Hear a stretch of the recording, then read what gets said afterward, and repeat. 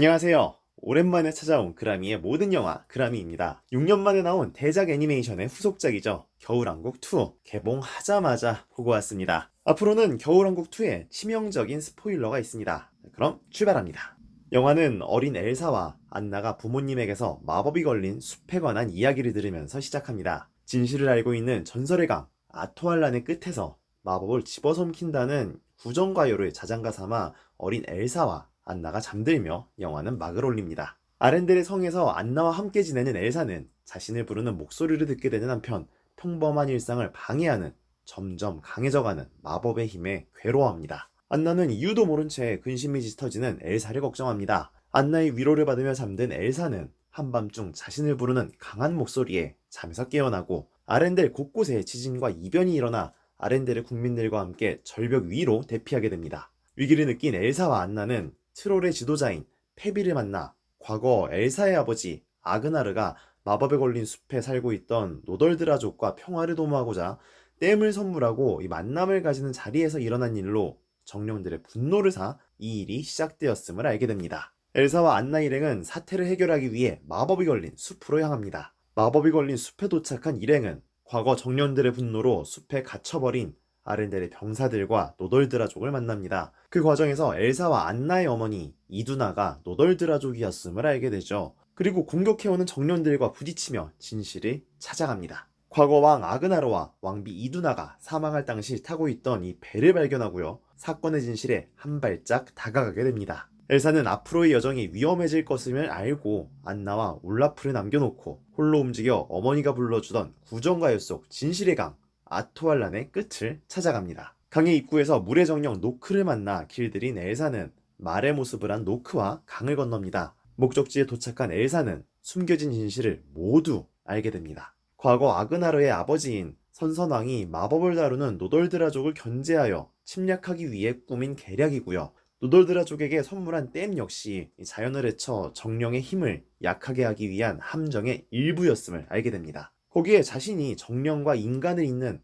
5번째 정령이었음도 알게 되죠. 진실을 모두 알게 됐지만 전설과 같이 정령의 섬에 마력이 삼켜지며 엘사는 몸이 얼어붙기 시작하고 자신의 본 진실을 마법을 이용해 안나에게 보여줍니다. 안나는 댐이 자연의 정령들이 분노하고 숲이 마법에 걸리게 된 원인이었음을 알고요. 땅의 정령의 하수인인 호전적인 땅의 거인을 이용해 댐을 부셔버립니다. 댐이 부셔지고 정령들의 분노가 풀리면서 숲에 걸린 마법이 사라집니다. 하지만 댐에 고여있던 강물이 아렌델을 덮치게 됩니다. 그 순간 5번째 정령으로 부활한 엘사는 물의 정령과 함께 아렌델로가 쏟아지는 물을 막아냅니다.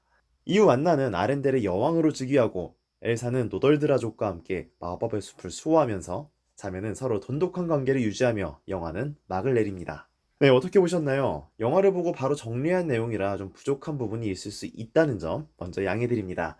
이제 영화의 장단점을 살펴볼 시간입니다. 전작 겨울왕국의 성공을 만들어준 노래 Let It Go, 그리고 엘사의 캐릭터는 원작 성우 이디나 멘젤의 연기력과 압도적인 가창력이 만들어낸 결과였죠. 이번작에서도 이디나 멘젤의 연기력과 가창력은 역시 훌륭했습니다. 러닝타임이 흘러갈수록 애니메이션이 아닌 실사 영화를 보는 듯한 느낌이 들었습니다.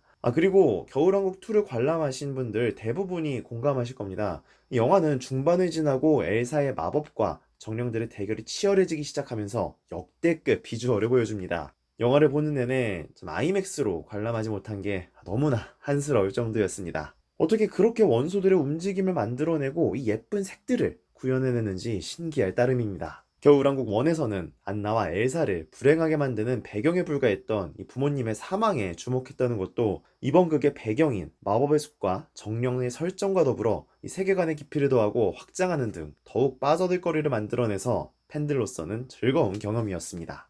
여기까지 장점만 있으면 좋겠지만 사실 이번작에서는 단점도 꽤나 눈에 띕니다. 겨울왕국 1에서는 이 유치한 중심 스토리를 비주얼과 노래, 캐릭터성으로 살을 붙여 성인들도 재미있게 볼 수 있었는데요.